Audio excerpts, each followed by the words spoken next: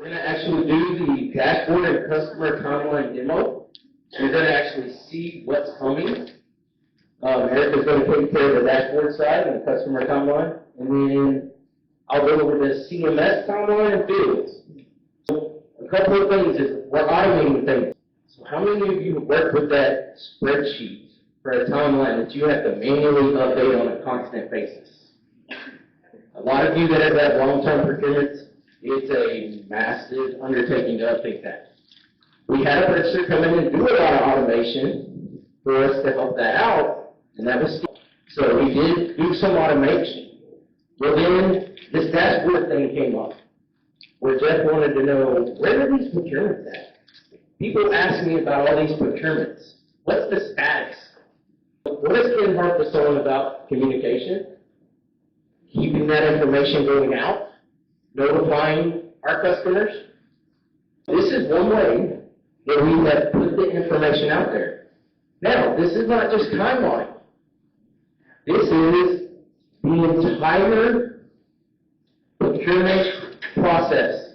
If you do those processing times of 5 to 7 days that we have to get those procurements on, they're also on this dashboard. The entire agency is going to be able to see this dashboard.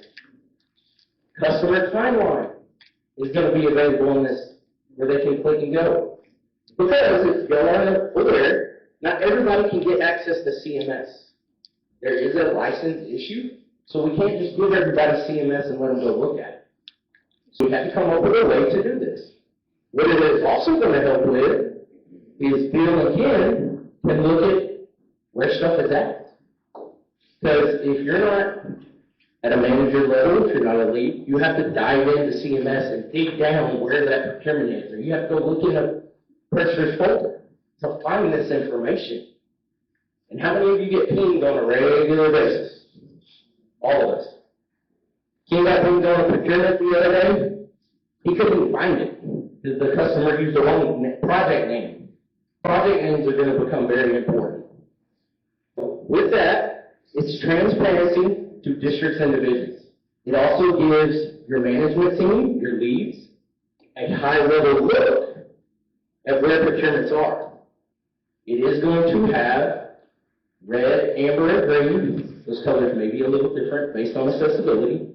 But that is the anticipation of how these are going to look out there, so we can actually track when your procurement's yellow. And then in red, when it's a critical risk. We're not going to meet the timeline. We're not going to meet our processing time. With that, I'll turn it over to Erica to talk a little bit about our dashboard.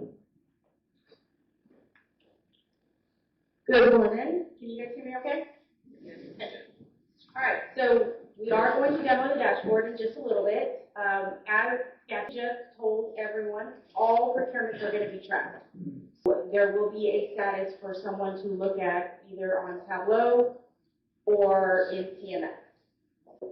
The productivity standards have been incorporated into this system, and they will have, based on the risk associated with each procurement, this is kind of the layout here. If you guys have a processing time of less than 60 days, you are just going to have either green or red-ish. So these colors are a little not really green and red. And then anything from 60 to 90 day processing time, there's going to be the 3 colors. There is green, amber, and red. And so the amber, it starts to turn amber at when you're reaching 75% close to the time that it's supposed to be done. Whatever that processing time is, it's going to turn that amber-ish color. The day that you have missed your due date, the date that it's supposed to be done, it is going to turn red. Okay. Now, as the timeline starts to be a little longer, you can gain time here and there, but that's kind of the thought process with the different colors and when they change. And then any processing time that says see timeline, again, that's going to be on our contract management system, CMS. That is going to be on there, and in there, there's all the different phases. So if you are familiar with the timeline that we had, where it was Excel spreadsheet, we had different phases, development, we had, the review by CPA, we had, evaluation, all that stuff, right? So we had all the different phases. So each one of those will also have a sub-activity, and they have colors associated to those as well. Now, overall, your procurement can still stay green, but inside the different phases, those could turn also green, amber, or red, depending on where you are. And that time frame still applies to each of those. You're hitting that 75% in order to get the evaluations done. It'll turn amber. If you miss the date that you're supposed to get evaluations done, it'll turn red. That doesn't mean your overall project is going to be red, but that, it does affect it if it keeps continuing to be amber or red. So just keep that in mind. And then procurements with timelines, that you actually create the timeline in CMS. There will be a button that says create your timeline or generate timeline. When you do that, there will be, like I said, the drop down to get into that. And so Jack is going to log in for me so we can take a look at it. He's currently going to Tableau. Anybody can get into Tableau to take a look at this. And later on, Scasta will be showing the actual timeline in CMS. But this is where anyone in the agency can go log in, click this dashboard, and they'll see your rec number, project name, who your customer is, and then where they are in that phase. And then overall status will be there. So with that, you can also click into it. Right.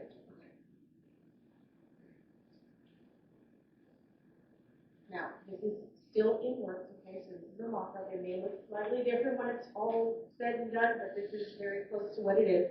This is where I was talking about the different phases of the procurement, and then it would then drop down into the sub-activities of the different things, SOW development, you have your kickoff meeting, things like that. All of the stuff that used to be on the timeline is now populated into this dashboard and can be viewed for each of the activities. And again, the overall phase has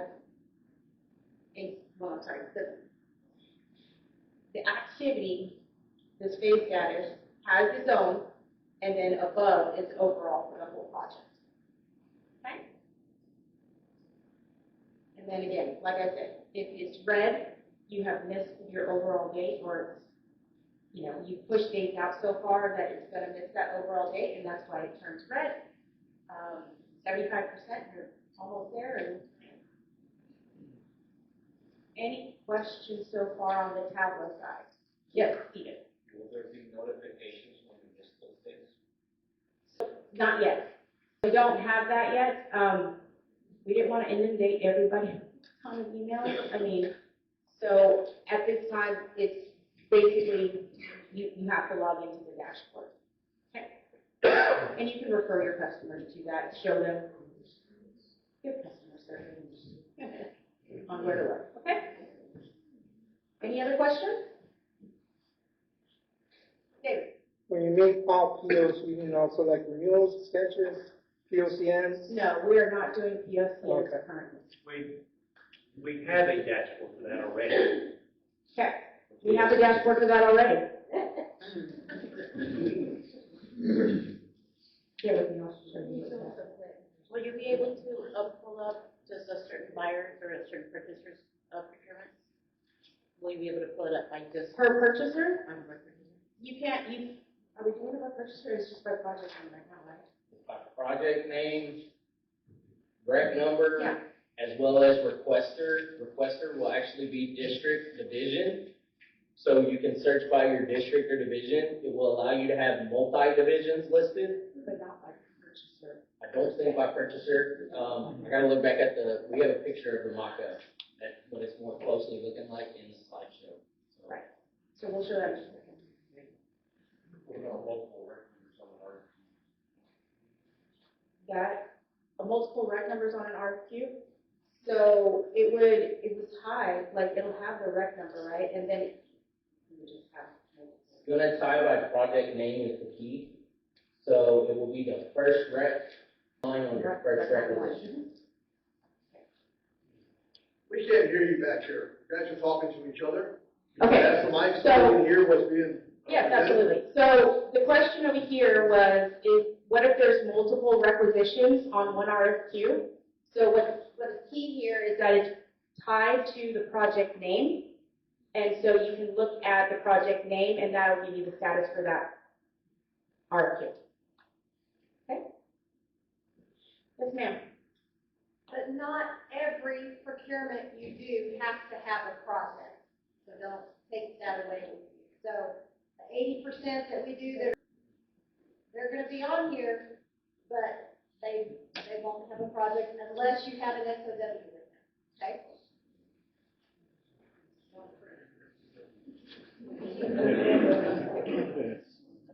Jennifer. Are the dates auto-populated, or is it populated by person? No, it's auto-populated. Just You're wait trying till you see it, it is so cool. Okay. Yeah, When we're we just have the taking that. CMS stage up, you guys will see that. Right, and so, again, to stress, what's important is that you are filling out CMS properly, because that'll assist the timeline to calculate everything that it needs to in that timeline.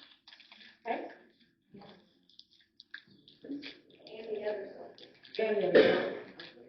Oh, yeah, because everything, okay, so there's a ton of integrations as well between PeopleSoft, between CMS, we have what used to be bonfires, now you have procurement, and then, oh yeah, and ServiceNow. So those of you with ITDCRs or any type of tickets or anything like that, if you get a requisition from ITD and it has that SC task number, all of that is pulling into CMS. And we've done that, a little bit of that already, so that shouldn't be new to you. You should see that line in there already, but it'll be now pulling in automatically. Any other questions on this so far? So will this be displayed as the rec number first or the RFQ? So, Look, on this example, look at the rec. correct. So the question was, is it going to be the rec number showing first, or is it an RFQ number? So it's going to be the rec number first. Will the RFQ number be included in that display? No. No. So one thing to keep in mind, this is for who? So what do our customers use to identify anything when they ask for an update? Rec number. So keep in mind, this is driven for our agency customers so that they can pull up and look at this information. So you get ask rec, you get RFQ, you get ticket numbers if you deal with IT. It's all pulled by the project name and the rec number and district and division are the ways to search this site. And it will have a description, so you can put in like a keyword search, just like our contract law works. So that will help too. Fluter. So, dates like ITD contract review process, where we don't have any control over that. Mm-hmm. How are we establishing a contract? Okay. So ITDCR contract review, that where we don't have any say on how long that takes or whatever. So with that, how are we establishing that date? So I believe that we've assigned a time frame for that ITDCR process, and that is what's pulling, right? So I think 30 days is what we were saying? ITD has provided that to us, so Right. this will also help track some of the things other divisions are supposed to do as well. Right. So it's not just, we've done this in a vacuum. We've included all of the other divisions and people that we work with and said, how much time do you need to do this so we can go to you? So, It is a lot, and all that on there. Any other questions? Okay, then I will turn it back over to Scassa because he's going to show the CMS side when you generate your. Real quick, before we go to the CMS, there's a button up here on top that it says See Customer Dashboard. That is actually going to say See Customer Timeline. So you no longer have to send your customer a timeline. if those of you who deal with those, you can send them a link to this dashboard, and it automatically populates based on dates you're entering in CMS, integration dates that are populating in. So that is one of the nice things that we struggle with at times, is getting that timeline back out. All of this stuff is going to be automated. But one thing I want to heavily emphasize, and we keep emphasizing, what is CMS? Where you have to put in certain information. So if you're not used to dealing with CMS, I have stressed this, I know, to my team, CMS is the direction we're going. So make sure you are emphasizing, checking your boxes, because all of the things in CMS tie to what's going out there publicly for our division. Jeff has requested that he wants a dashboard that roughly shows a pie chart. How many projects are in red? How many projects are in yellow? So as we can imagine, as we continue to develop CMS and this, we're only giving our transparency out there. Okay, so keep in mind, when somebody hits a bottleneck, if another division, so let's think about it, all of our BCMs, where do they have to go? All the way through administration. That is also going to be displayed on here. Okay, so we are fully transparent in everything we are doing. So just keep in mind what this is for. It's supposed to educate, it's supposed to help our customers. And it pulls from CMS, not PeopleSoft, right? It pulls from about 5 different systems to gain this information. So here's a later mock-up of kind of what it's going to look like. You will see that you can see all the different projects over here that Erica kind of just went over. You see this little one here, so it is going to tell the current phase. So if a division, if a district wants to know, it's going to tell you what current phase you're in. It's going to put that little yellow. It will put that little yellow indicator. It's going to have your project cost. With unit procurement, it's going to update CMS and going to update PeopleSoft. So no more having to go back and double check that date after you get something posted.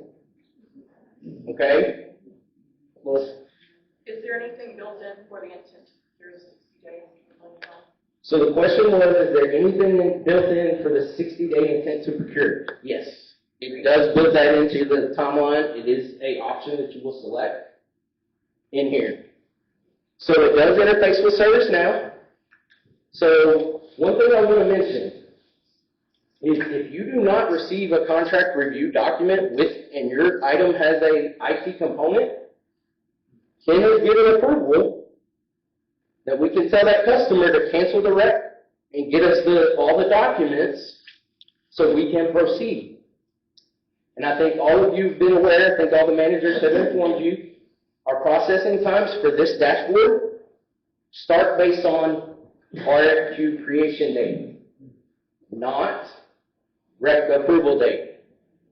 That doesn't mean that your managers, your leads are not tracking when that rec gets submitted to us, because we take ownership once it's approved, right? But the solicitation is what kicks everything off down the path. So if you're worried about, hey, that rec's set in my box 2 weeks, I've already shot my processing time down. Not a problem. It's when the RFQ gets created. Okay, so keep that in mind, because that's when you officially work it. It should be in an RFQ status. I'm on board on that, right? Okay.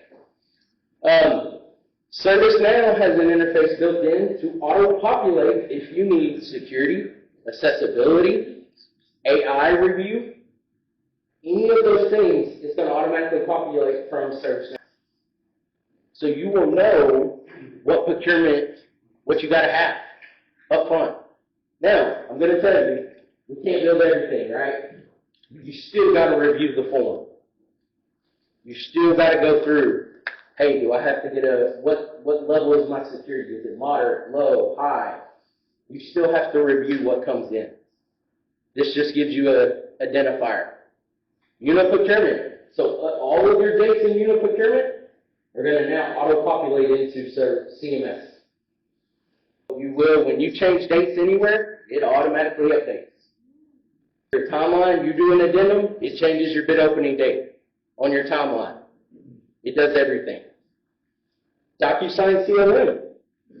So if you do your solicitation documents, when those come out approved, it closes out that step in the timeline. Okay, so it's an auto, there's lots of interfaces built in. Of course, PeopleSoft generates numbers, does all of those type things. So this is our dev environment, so there may be some things that look a little bit different than what you normally see. If you go ahead and click on Pro Projects, and go to Project 1. So for those of you who have dealt with the Pro Project section, this is anywhere where an SOW is created. As Ken kind of talked about, the SOW, everything's going to have an SOW now, if you're with a dual sign contract. That's where your specs are going to be, everything like that. We haven't exactly worked out how it's going to do, but most of the time, based on now, I think we're going back to the Pro Project page. If you see on here, what does it say about middle of the page? It's got timeline, right? If Erica clicks on that timeline, it's going to give it a unique number. So go ahead and look at it. So just like our regular intakes, just like a kickoff meeting template, just like any project, you'll go in and you'll answer questions. Does it have an IT component? What's our need by date? CPA review. Some of this has been auto-populated based on the purchasing method you choose at the top. So as you can see, this one selected RFO. If it's an RFS, solicitation type, sorry. Estimated contract value has some items, so all of your particular solicitation types are in there. If your ITD CR has been submitted, because we could start a project before you get a requisition, right? If you know of a project or a statement of work coming down. So when you click save, this will auto-generate a timeline. They haven't finished building it yet. So we will show you on the slide what it's going to look like in CMS. They are still in the process of developing this. We want to give you guys an update on kind of where it's at. Kim mentioned we're going to be testing this thing in roughly June, July timeframe. So it's going to roll out around end of July, 1st of August to all the districts. So if we can go back to the RFQ. So we talked about a bunch of new fields, right, that had to be added to the system.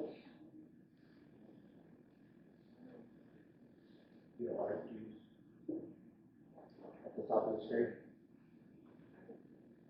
And just click on that first. So everybody's familiar with this screen. We all have boxes to go in here and check on every single RFQ, don't we? So we've added, if you'll scroll on down, there's some special things that we've added in. So you have your required document section. You'll notice that we have a service now ticket. So this is for, if it says service now ticket, this is for anything that comes through ITD. Because we've worked in integration where if IT submits a requisition, they have a ticket number automatically attached, and it feeds ServiceNow information.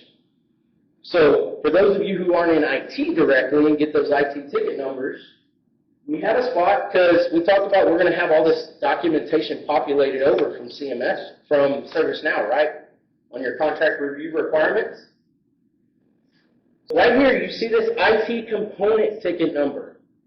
So when you go in here and your customer has submitted that, your ITD contract review, you'll have to ask for that ticket number, or you may be able to get it on the form. It is the RITM number. When you actually input that RITM number, it's going to populate a section further down and tell you all the things that are required. Accessibility, security, any of those things. We've added some new areas in here. Is that the next one after? Your IT components, was what we were kind of just talking about that generates off of that. So it's going to go in, it's going to auto-populate most of these sections. So if you have information, if text rank's required, any of that detail, it's going to auto-populate. So you'll know that you have to build those and answer those questions in your solicitation doc or your statement of work. Scroll back up to our external documents. So Kim talked a little bit about our SharePoint site where you have DIR. That you have DIR review, CPA review. You got to get TCI waivers for anything that is dealing with TCI. And I believe that's all of them, right? So where we had to put that on the SharePoint site, it's now in CMS. So you don't have to leave and go find SharePoint to do that. So it's all right here. Our reports that we pull, we can see this. Can anybody tell me why this is so important? Why this section is so important? Compliance. Transfer. What was that? Customer service. Customer service. Okay, so what happens if one of these divisions is delaying their responses? Tracking. It affects us. If CPA takes 45 days to get something done, and we're seeing that historically, what information does it give our director? So think about that aspect. It's also giving our director the ability to say, hey, CPA, hey, DIR, y'all are taking a lot of getting your reviews. TCI, why are you taking us 5 months, 6 months to get us waivers? And that may be generous for those of you that deal with TCI. But, you know, this is tracking information, but now it's all in one spot. You don't have to jump to multiple different places to do this. Brianna, you had a question? Yeah, with the IT component that you were talking about with the ITDCR form, will that have the comments from that form on there as well, like the CSU or like the privacy overlay and baseline, and it'll have all that information in there as well? So the question was, the ITD contract review results form that comes in with any of your IT required component, because it's not just IT purchases, I want to emphasize that. That information, you still have to read the ITDCR results form to determine the specific requirements for the actual procurement. So if you need moderate, low, high, those are the things. You still have to read the form. Y'all, as we can expand, that may be opportunities, but at this point, the key is right now, what was our directive from our CAO? I need a dashboard. I want to see. I want to see what's going on. It also gives our directors, it gives managers, it gives leads a better bird's eye view. So that may be a second or third phase down the line, because we're going to keep expanding, right? That's the whole point of putting a system together. One-stop shop. Hopefully we get a brand new system.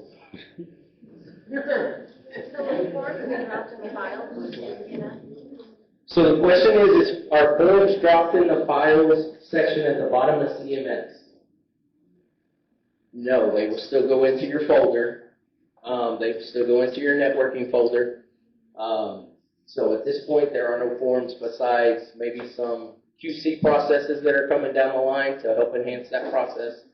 So there'll be some forms, but not all of them. Yes, ma'am. The integration time, is it 24 hours, like some parts of PeopleSoft, or is it every 15 minutes, does it update?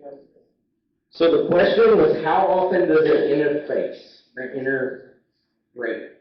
Roughly every 15 minutes. The dashboard itself that we talked about that Erica showed you, that is every 24 hours. And the reason the dashboard is every 24 hours is because unfortunately, not everything can pull from same systems. And we have CLM, because we use DocuSign CLM for us, but CSD. When you're pulling all that information, so that's every 24. It's going into one other system that uploads. So the key is multiple systems are uploading this information. but the CMS aspect is roughly every 15 minutes. So if we scroll on down to our IT, go ahead to go to advertisement, my fault. So advertisement, here's another section that is fully integrated with procurement. So it's very important that you update dates right. This also affects your ESBD stuff, so keep in mind. I want to throw that plug out for BD, your ESBD dates. You know, these should match what's here and what's on the ESBD if you have ESBD posting. But it will work on any procurement you post in the unit procurement. So some of the dates that you guys will have to fill in, let's get down to the evaluation section. So the evaluation section in UNA, so this is at Florida Bay, any procurement over $25,000, there are going to be some new processes that will be rolled out when we roll this out. You will have to do some things in the evaluation section of unit procurement to make some of these, like your purchase review date, end date, those are all going to be steps in unit. However, there are things that they don't fully have built there yet. And that's back in your IT area, your security reviews. We have external people that have to review things. InfoSec, insecurity. We have other folks. Those will be fields you also have to fill in because you control when you request that from a vendor, right? You control when that vendor turns it in. You control when security gets it. So keep in mind, we cannot automate everything. So we're slowly growing. It's going to continue to grow. We are pushing ITD very hard to hopefully get their own IT security system to where all that stuff rolls through them, but we're not there yet. That's about a week. It's out there. It's been kind of dropped, that seed.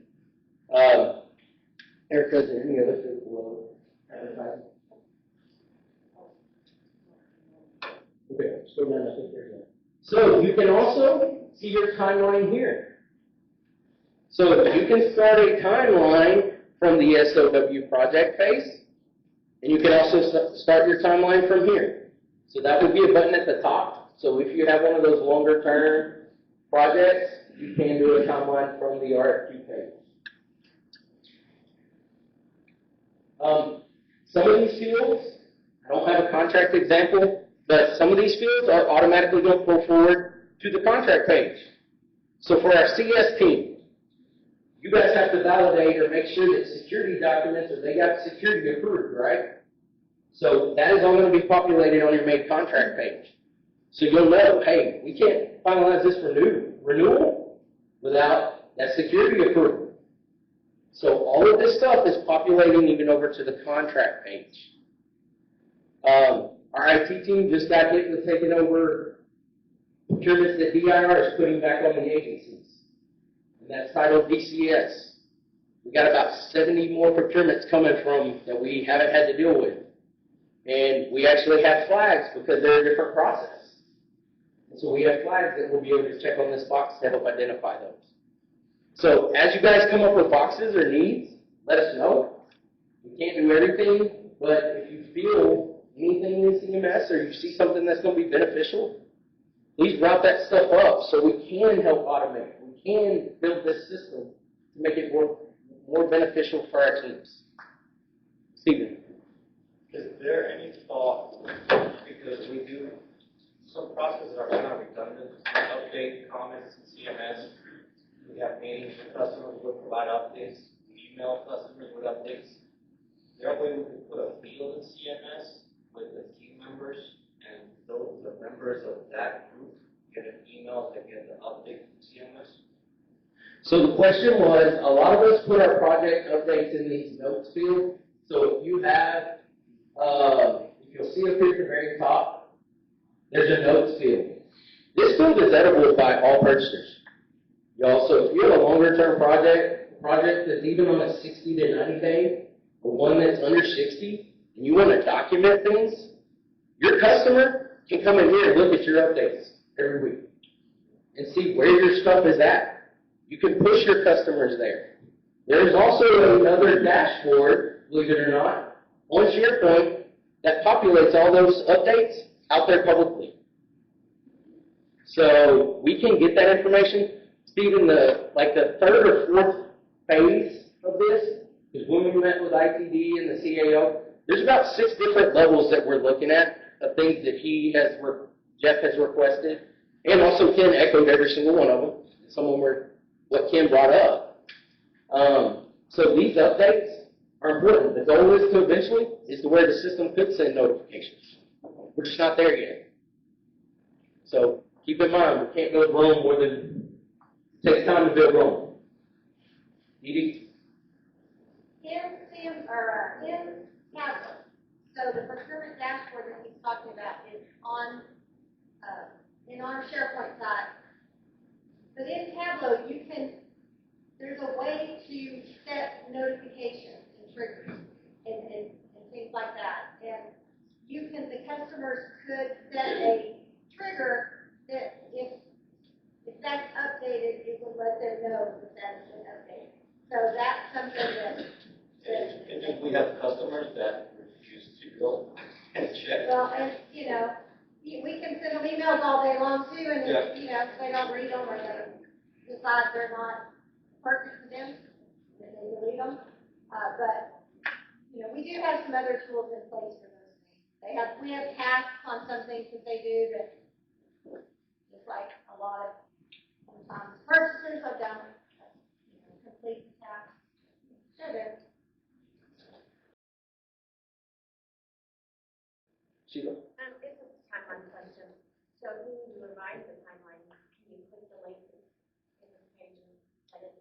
Yes, so there is ability, I can't show that today, but the purchaser in the old timeline had the ability to revise the timeline. You can still do that. There is an override feature in there. You will have to put a comment every single time to document, hey, security took too long. Customer didn't complete the SOW.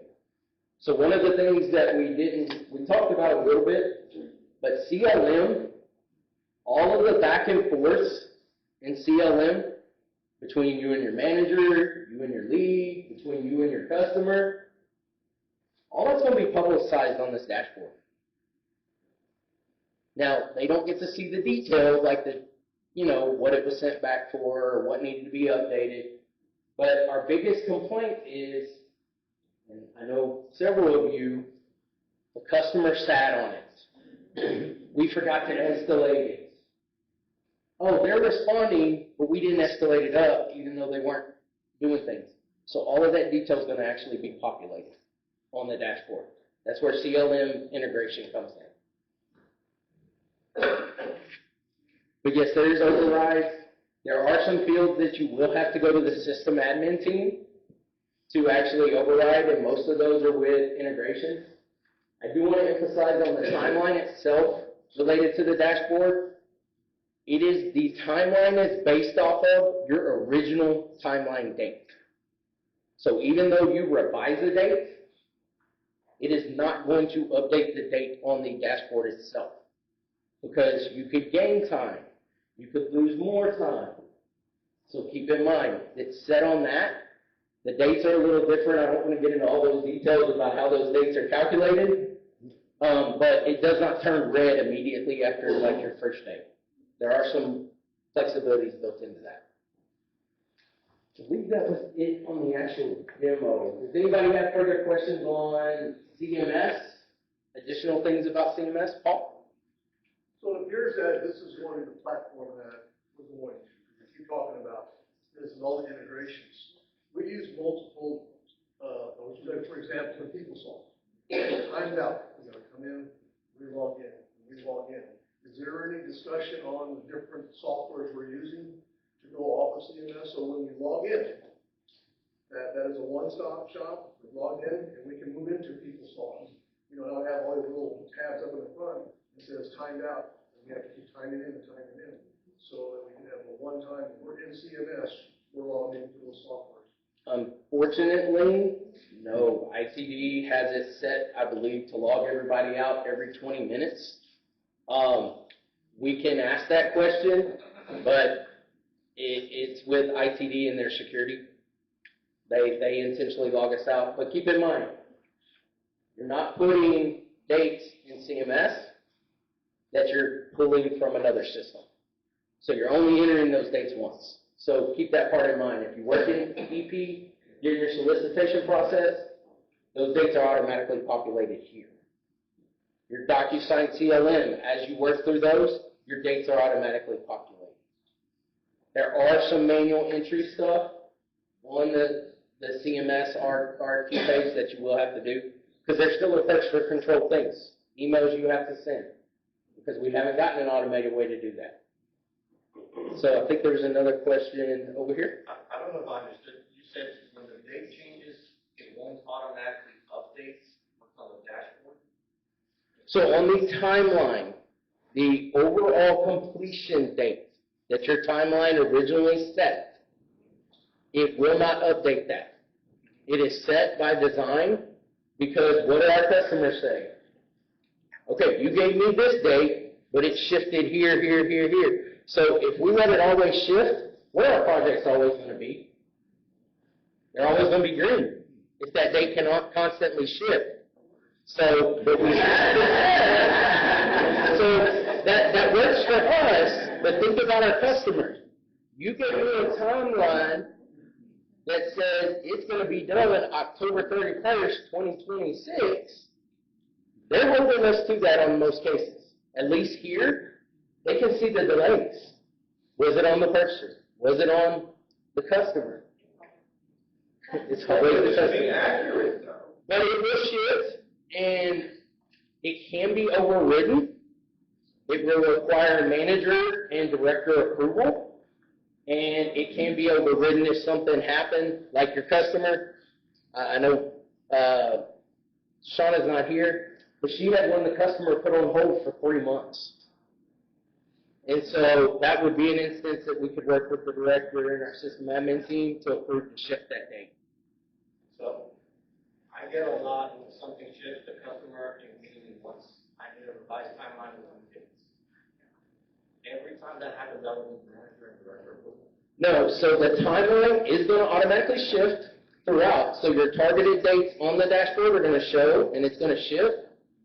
The overall completion date will not change until, because you could gain time back in evaluations. You may not have to spend 150 some odd days in evaluations. So the timeline is built to shift around, and they're going to get new target dates under each phase. But as those complete, the hope is we're gaining time in another area. We get calls from our customers asking, when are you going to be able to work my requisition? And Dennis and I had a conversation with a customer, and they had just processed their requisition probably 2 or 3 days ago. We're working on 18 to 19, push as hard as we can. Will the system allow integrate where the customer can get in and say, look, we're on 18, you're coming in, because like I guess like the age report. Could they have access to see, I'm on 18, you're at 4, I'm doing the best I can. So we can process that, because we spent maybe 20 minutes with the on the phone with the customer, trying to explain how our system, whether it's processing. So that question, I'm going to turn over to Mr. Wood, because that's part of why we shifted our RFQ and kind of some of our processes here recently. I'm going to address several things. First off, the difference between the completion date and the targeted completion date, for those of you, Stephen and team over there that was asking the question. So the original target date is not going to change. Why? If you're constantly moving a target date, you never really know where your procurement is. So if we say we're going to have this done, to use the example that Skasta gave you, October 31st, and the customer delays it, or we delay it, or whatever, the completion date will move. That will move. It will move up. It will move back. Whatever's happening in that procurement. It will, the overall completion date will move, but the original overall target date will not move. Because you got to have something to base it off of. Otherwise, like he said, everything's gonna be green all the time. Yeah, that sounds great, but you gotta understand they're keeping their own little dashboard over here. Their own little dashboard may not be accurate.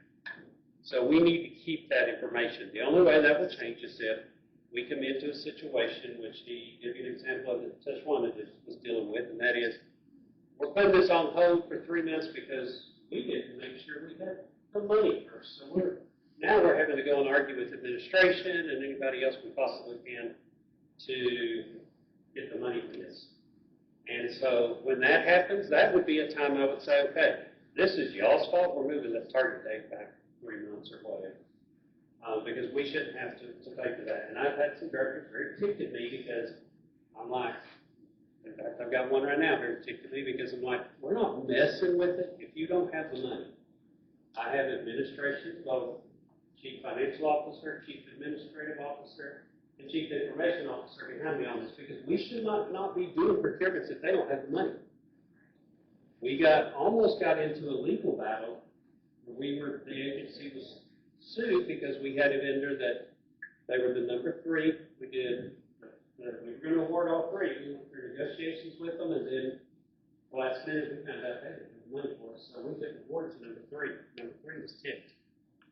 And it's not fun when I get calls from SLA because of the governor's office, and the legislature, Mark is getting calls, Randy and Mark are getting calls. So, we're getting all these phone calls. And it has nothing to do with anything we did. It has to do with the fact that our customer didn't make sure they had the budget to do it. That's what the budget check-in people's all supposed to be, but I don't know how they bypass that. So that was one thing. The other thing was so that they will know how many requisitions are ahead of theirs. They don't care. That's very true. They don't care. But no, we've not developed the system that way. Simply because of the fact that with the programmers, we've kind of had discussions with them, it becomes a nightmare. Because then what happens? Your lead moves a rec from you over to somebody else. We got the 15-minute delay, then on the dashboard we have the 24-hour. Those times we wanted real time. We fought for real time, meaning you did it in PeopleSoft, you and I signed CLM, it came right in here, and then the dashboard was updated. That takes a lot of computing power. And they were like, absolutely not. So, and then the question about, hey, why can't we just log into one system and it keeps everything logged in? Actually, what you will learn is Oracle, if I'm not mistaken, they have the 20-minute timeout. Salesforce has it. It's the underlying platform, the underlying software. A lot of times it's what has those. We don't have the option to change that. So my goal would be, if I was going to be here another 10 years, because it probably take that long, to give one system. We don't have a choice on PeopleSoft. You all understand that, right? PeopleSoft was chosen by the comptroller. That is the official accounting system for the state. We are fortunate in we have our own instance, which means we have our own copy of the software. Other agencies, does HHSC, they're under their umbrella, they have their own instance, right? But a lot of smaller agencies, they don't have their own instance, so whatever goofy things the comptroller's doing, they have to do. So it's just kind of it's kind of a pain, but the legislature said you're going to, it's called CAP, it said you are going to have one system every agency is going to use because that puts us all on the same platform, right? So the base system, we have to keep it in line. We have to take upgrades and updates sometimes that we don't want because it messes stuff up, customizations that we have up, and then we have to pay to have those all redone again. We have to do all the testing. So there's certain things that are out of our control, and so we try to work around those. Any other questions? Resolicitation, will that track those together or how? Resolicitations, how's that going to work? I'm not fully up to speed on it, but I believe the 2 timelines will be tied together, but it will be a new timeline. Okay? There'll be a flag. Start at phase 1 Yeah. will fill in, and you'll start at phase 2. Yeah. So to start, phase 1 will fill in because you should already have that done. That's the SOW development, all that stuff, that should be done. So you'll actually pick up in the timeline of page 2, which is the solicitation aspects of it, whether we're getting delegation, that, review, 60-day, really, read the law, it says 2 months, but I believe it starts at 60 days, and it's 2 months. So, all right, any other questions? So the current timeline, we can put a note in like the So notes will actually go, so the question was, current timeline, we can put notes in, will the new timeline have that? Those will actually go into CMS. Correct?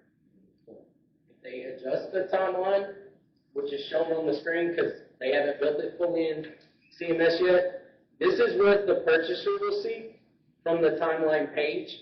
You can see there is a comment section, so every time you have to revise the timeline, or update, or override as we say, there is a comment field. So if you have to override, you must put in a comment and reason why.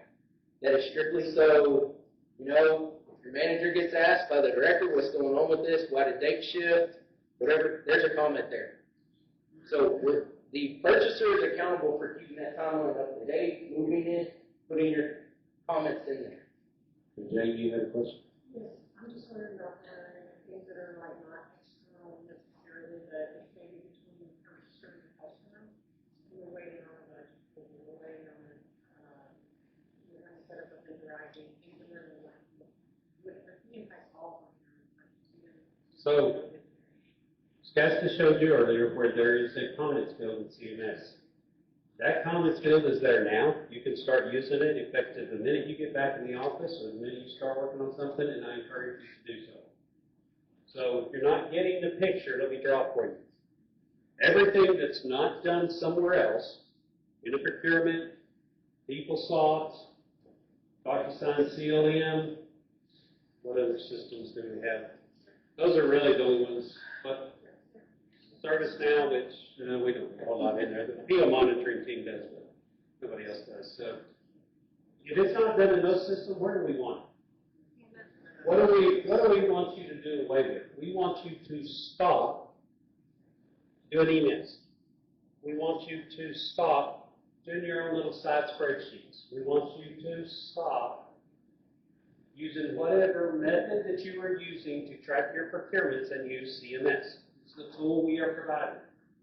Give us suggestions on other things. We may not be able to do all of them. Let me tell you, we had to fight to get these fields because the comment was made to me, they're doing it manually in Excel right now. Why don't you just make them do it manually in here? And I said, no. And I went to Jeff and I said, Jeff, we need to scrap this whole thing if that's going to be IT's attitude.